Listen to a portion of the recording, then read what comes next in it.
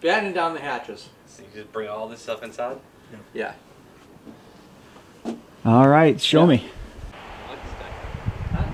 It's fun. I'd set up a GoPro. Yeah, live an stream. original project. Yeah. This will be done.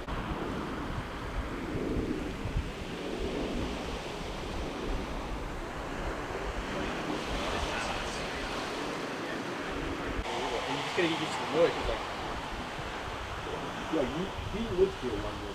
Yeah. There's only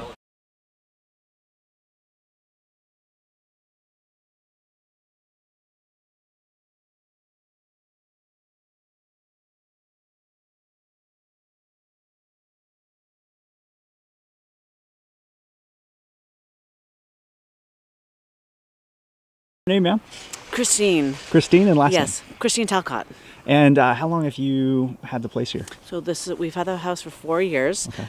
We're both from the area, and so we have kind of skated through without a lot of damage. But we expect some potential lift. In the October storm, we didn't have our shutters up, and we got some water inside and some damage to our ceilings and stuff. So we're trying to avoid further 2021, 22 damage. Wow. Looking around, this looks like a hurricane zone, getting ready for that hurricane. Yeah, we're definitely prepared. It's going to be anytime it's a nor'easter. This area in particular becomes home to lots of journalists and weather advocates because it's just crazy.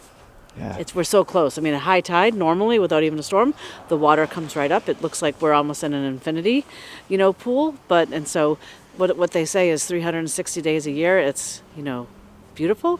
And 5 days a year, you worry.